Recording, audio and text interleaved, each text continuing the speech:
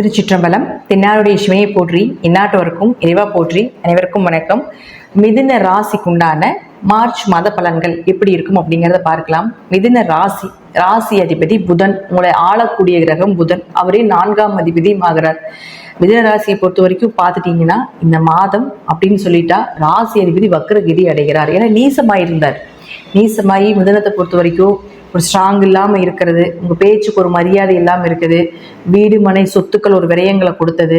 அதே போல் பார்த்துட்டிங்கன்னா உங்களுக்கு பணம் வரக்கூடிய இடம் கொஞ்சம் லாக் ஆனது, என்ன பண்ணுறதுனே தெரியலையே, தொழிலும் கொஞ்சம் நஷ்டமாகிற மாதிரி இருக்கிறது, பேச்சுக்கு மரியாதையே இல்லையே அப்படிங்கிற அமைப்பு எல்லாமே கொஞ்சம் இந்த மாதங்கள் நடந்திருக்கும். ஆனால் வரக்கூடிய இந்த மார்ச் மாதம் அப்படின்னு பார்த்தீங்கன்னா நீசம் பெற்ற கிரகம் வக்ரமாகுது. ஒரு ஜாதகத்தில் நீசம் பெற்ற கிரகம் வக்ரமானால் உச்ச பலனை அடைந்தே தீரும் அப்படிங்கிறதுல மாற்றமே இல்லை. இது வந்து நம்ம ப்ளஸ் இன்டூ மைனஸ் மைனஸ், இப்போ நம்ம ப்ளஸ் இன்டூ ப்ளஸ் ப்ளஸ் அப்படின்னா நம்ம சொல்லுவோம் இல்லைங்களா, இது போல ஒரு ஃபார்முலா தான் இது ஜாதகத்தில். நீசம் பெற்ற கிரகம் வக்ரமானால் உச்ச பலனை அடைந்தே தீரும். அப்போ உங்கள் ஜாதகத்தில் பாருங்கள், உங்கள் ஜாதகத்தில் யாராவதுக்கு புதன் நீசமாக இருக்கிறார் அல்லது வக்ரமாக இருக்கிறார் அப்படின்னா இந்த மாதம் கண்டிப்பாக உங்களுக்கு ஜாக்பாட் மாதம் தான். நீங்கள் நினச்சது நடக்கும். பெயர் புகழ் மதிப்பு, வீடு மனை சொத்துக்கள், அதே போல் வண்டி வாகனங்கள், அதன் மூலமாக வந்த செலவுகள் கொஞ்சம் குறையிறது, இதெல்லாமே ஏற்படுத்தி கொடுத்து விடுவார். அது மட்டும் இல்லாமல் ஜாதகத்தில் வந்து உங்கள் ஜாதகத்தில் பாருங்கள், புதனும் ராகுவும் சேர்ந்திருக்காரா, அப்போது கொஞ்சம் படிப்பில் கவனமாக இருக்கணும். கொஞ்சம் மந்த நிலையை கொடுக்கும். படிப்பு படிக்க முடியாது, எவ்வளோ படித்தாலும் மறந்து போயிடும். நல்லா எக்ஸாமுக்கு ப்ரிப்பேர் பண்ணிட்டு போகிற மாதிரி இருக்கும், போய் பார்த்ததுக்கப்புறம் அங்கே எழுதவே முடியாது. அதே போல் பெரியவங்களாக இருக்கீங்க அப்படின்னா புதன் ராகு சேர்க்கை அப்படிங்கிறது பார்த்துட்டிங்கன்னா கண்டிப்பாக வேலையில் பிரச்சனைகளை கொடுக்கும். எதிர்பார்த்த ஜாதகத்திலேயே புதன் ராகு சேர்க்கை இருந்ததுன்னா படிப்பு தடையை கொடுத்துருக்கும், அல்லது நல்லா படிச்சிருந்தீங்கனாலும் படிப்புக்கு உண்டான வேலையை கொடுத்துருக்காது. இந்த 2 விஷயத்தில் கண்டிப்பாக ஏதோ ஒன்று சிக்கியிருப்பீங்க, அதில் மாற்றுக்கிறதே கிடையாது.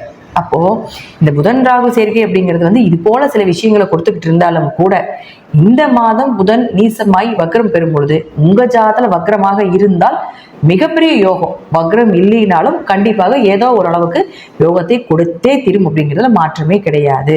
அப்போ கூட யாரோட சேர்றாரு புதன் அப்படின்னா 5ஆம் அதிபதி மற்றும் 12ஆம் அதிபதினு சொல்லக்கூடிய சுக்கிரனோட சேர்கிறார்.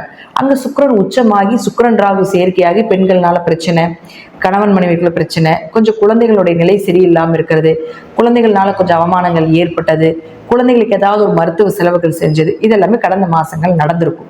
விரயங்களானது இதெல்லாமே இருக்கும். இப்போ இந்த சுக்கிரனும் வக்ரம் ஆகிறார். இந்த மாசம் முழுவதும் வக்ரகதியில தான் இருக்க போகிறார். அப்போ உங்க ஜாதகத்துல சுக்கிரன் வக்ரமா இருக்குதான்னு பாருங்க. சுக்கிரன் வக்ரமாக இருந்தால் கண்டிப்பாக வெளிநாடு வெளியூர் பயணங்கள், இம்போர்ட் எக்ஸ்போர்ட் பிசினஸ் மூலமாக பண வரவுகள், பயணத்தின் மூலமாக பண வரவுகள் இதெல்லாமே ஏற்படுத்தி கொடுத்துருவார். குலதெய்வ அனுகிரகம், குடும்ப ஒற்றுமை இதெல்லாமே சிறப்பாக இருக்கும்.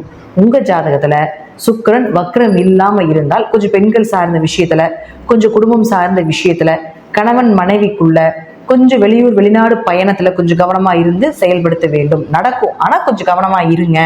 ஒரு முறைக்கு பல முறை வந்து யோசிங்க. தேவையில்லாத விரயங்கள் பண்றதுக்குண்டான வாய்ப்பை சுக்கிரன் வக்ரமாக இல்லைன்னா நடத்தியே தீர்வார் அப்படிங்கிறது அமைப்பு. இது உங்க ஜாதகத்துல தனிப்பட்ட முறையில. அடுத்தது பாருங்க, 6 மற்றும் 11ஆம் அதிபதினு சொல்லக்கூடிய செவ்வாய் உங்க ராசிக்குள்ளேயே இருக்கிறார். இது உங்க ராசிக்குள்ளேயே செவ்வாய் இருக்கிறார். அப்ப 6 கூடியவர் ராசிக்கு வரார்.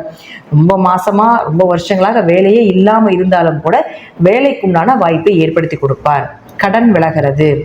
அதே போல பாத்தீங்கன்னா 6-4 தொடர்பு ஏற்படும் பொழுது நிச்சயமாக உங்களுக்கு என்ன பண்ணி கொடுப்பாருங்க, ஏதாவது ஹோம் லோன் வாங்குறது, கேட்ட இடத்துல ஒரு எமர்ஜென்சிக்கு ஒரு பணம் கிடைப்பது, இதெல்லாமே ஏற்படுத்தி கொடுத்து விடுவார். ஏன்னா அவர் லாபஸ்தானாதிபதியும் ஆகிறார் இல்லைங்களா. அப்ப அதீத லாபங்கள், ஏதாவது ஒரு வழியில லாபங்கள் கிடைப்பதற்குண்டான வாய்ப்புகள் இதெல்லாமே நிச்சயமாக ஏற்படுத்தி கொடுத்தே தீர வேண்டும் அப்படிங்கிறது விதிக்கப்பட்டது. இந்த மாதம் முழுவதும் செவ்வாய் அங்கதான் இருக்க போகிறார்.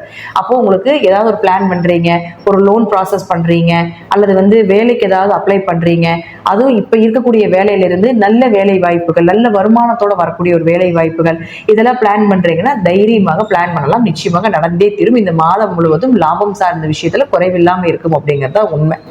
அடுத்தது பாருங்க, குரு வந்து இயற்கையாகவே 12ஆம் வீட்டுல இருந்து சுப விரயத்தை கொடுத்துட்டு இருக்கிறார் அப்படிங்கிறது அமைப்பு உண்டு. ஏன்னா சுபகிரகம் 12ஆம் வீட்டுல சுப விரயங்கள் நடந்திருக்கும் அப்படிங்கிறது அமைப்பு. அப்படி இல்லைன்னா கொஞ்சம் மருத்துவ செலவுகளையும் ஏற்படுத்தி கொடுத்திருப்பார்.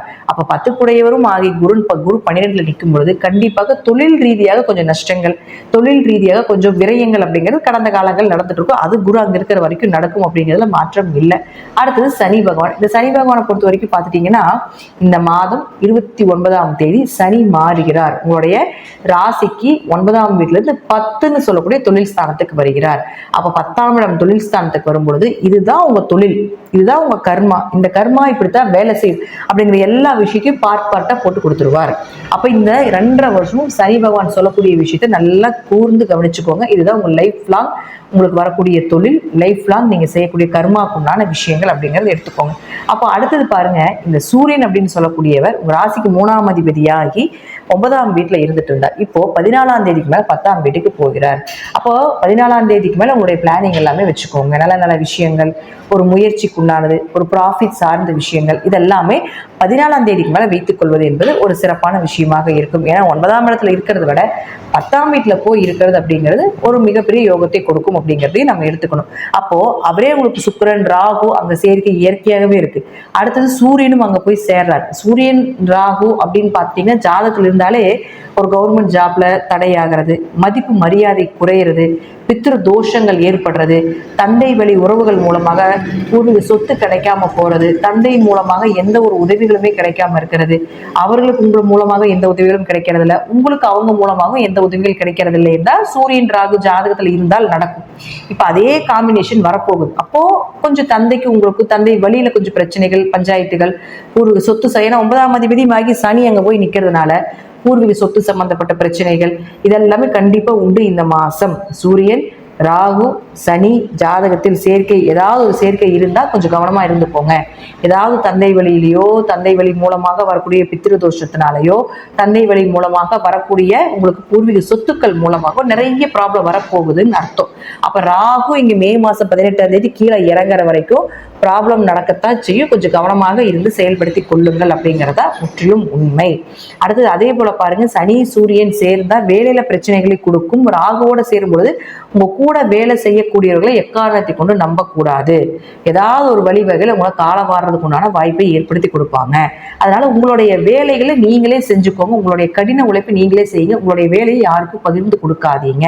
சனிதான் வேலையாள்னு சொல்றோம். நம்ம செய்யக்கூடிய வேலை எல்லாமே சனிதான். அப்போ உங்க வேலையை யாருக்கும் பகிர்ந்து கொடுத்தீங்கன்னா அதுல ஏதாவது ஒரு மிஸ்டேக் அது உங்களுக்கு பிரச்சனையாக இருக்கணும்னா வாய்ப்பையும் ஏற்படுத்தி கொடுக்கும். ஸோ முழுக்க முழுக்க முழுக்க மிதுன ராசிக்கு 10ஆம் இடத்துல 5 கிரக கூட்டு சேர்க்கை அப்படிங்கிறது ஒரு வகையான தொழில் ரீதியான ஒரு யோகத்தை, ஒரு ப்ரொமோஷன் டிரான்ஸ்ஃபர் சம்பந்தப்பட்டது, கடின உழைப்பை போட்டு பெயர் புகழ் வாங்குறதாக இருந்தாலும் கூட இங்க இது ராகு ஒரு வக்கர கிரகம், சுக்கிரன் வக்கரமாகுது, புதன் வக்கரமாகுது, சூரியன் சனி சேர்க்கை அப்படிங்கிறது ஒரு கடினமான ஒரு டிராபேக் கொடுக்கக்கூடிய ஒரு சேர்க்கையாக இருக்கிறதுனால ஒரு முறைக்கு பல முறை எந்த விஷயங்கள் செய்தாலும் இந்த மாதம் யோசிச்சு செய்யுங்க அப்படிங்கிறத முற்றிலும் உண்மை. இதை பார்த்துட்டு நெகட்டிவா சொல்றேன்னு சொல்லாதீங்க. எச்சரிக்கையான ஒரு பதிவாக கூட நீங்க எடுத்துக்கொள்ளலாம் அப்படிங்கிறத முற்றிலும் உண்மையான ஒரு விஷயம். அதே போல மிதுனராசிக்கு இந்த மாதம் அப்படின்னு பார்த்துட்டீங்கன்னா முழுக்க முழுக்க முழுக்க ஆஞ்சநேயருடைய வழிபாடு உங்களுக்கு பெரிய பிரச்சனையிலிருந்து காப்பாற்றி கொடுக்கும் அப்படிங்கிறதுல மாற்றம் கிடையாது.